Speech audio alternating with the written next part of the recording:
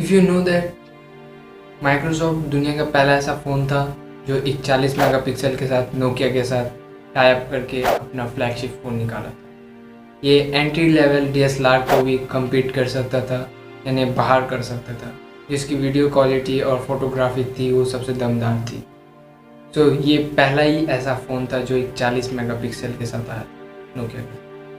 But सालों के बाद एंड्रॉयड जब लॉन्च हुआ उसने अलग ही एक परफॉर्मेंस दी, अलग ही एक प्लेटफॉर्म बनाया अपने लिए, एक अलग ही जगह बनाया जहाँ माइक्रोसॉफ्ट उसे कम्पीट नहीं कर पाया और उसकी पूरी नैया डूब गई। यहाँ एप्पल ने भी माइक्रोसॉफ्ट को पिछाड़ दिया था, बट जहाँ एंड्रॉयड की बात आती है उस आधे खाए हुए सेब को उसने पूरा खा डाला। इंडिया में 90% से ज़्यादा लोग एंड्रॉयड यूज़र्स हैं और may be 9% of 10% Apple users हो सकते हैं या इससे भी कम हो सकते हैं, बिकॉज जो एंड्रॉयड के फ्लैगशिप फ़ोन और इतने कम दाम में सबसे दमदार देने वाली फ़ोन एंड्रॉयड ही है, कैपेबल कर सके, मतलब खरीद सके, चला सके। बट माइक्रोसॉफ्ट यहाँ नहीं रुका, उसने एक से एक लैपटॉप अपने सॉफ्टवेयर अपडेट करते गए।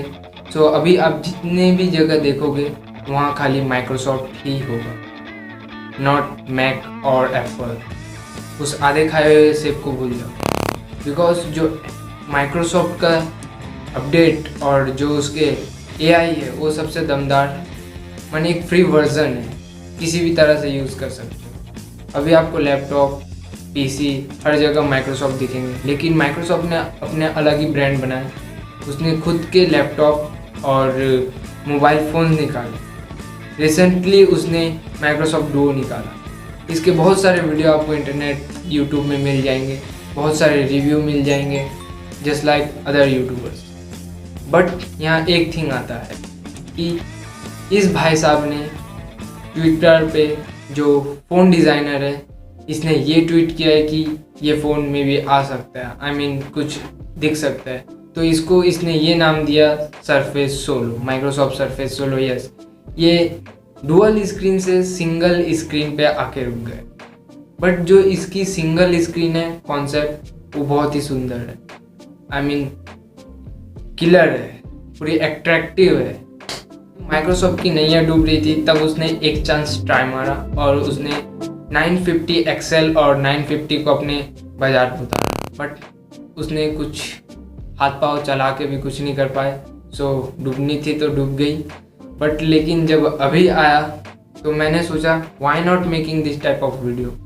माइक्रोसॉफ्ट में भी बना सकता है, लेकिन माइक्रोसॉफ्ट ने ये अनाउंस नहीं किया कि हम अंदर ही इसकी काम कर रहे हैं, इसके बारे में कुछ बता रहे हैं, ऐसा कुछ नहीं उन्होंने बताया। मतलब उन्होंने ये तक नहीं कहा कि हम इस प्रोजेक्ट के ऊपर काम कर रहे हैं, कुछ इशारा नहीं मिला, मतलब कुछ रूमर्स लोग की तरफ से भी कुछ पता नहीं चला। बट ये एक गैस कर रहे हैं कि मे बी आ सकता है, लेकिन जब ये आएगा तो सबकी फाड़ के रहेगा। बिकॉज मैंने जो चलाया है उसके एक्सपीरियंस के साथ ये दावा कर सकता हूँ Microsoft is more performable phone in the world. अब मैं इसकी ऑल ओवर बॉडी की बात करूँ तो जैसे कि इस भाई साहब ने डिज़ाइन किया है, या फिर माइक्रोसॉफ्ट अगर इसे लाता है प्लेटफॉर्म पे, तो it's looking clear, sharp edges, और जो इसके ग्रे एंड वाइट कलर की थीम है वो सबसे अट्रैक्टिव है। एकदम अलग ही लेवल का लुक आता है। और जो इसके कर्व है एजेस पे, सबसे शानदार कर्व है। और एक रियर कैमरा जो कि 16 या फिर 48 मेगापिक्सल के साथ, वो भी बिग सेंसर के साथ आ सकता है, और ये कम्पीट कर सकता है गूगल 4a 5a।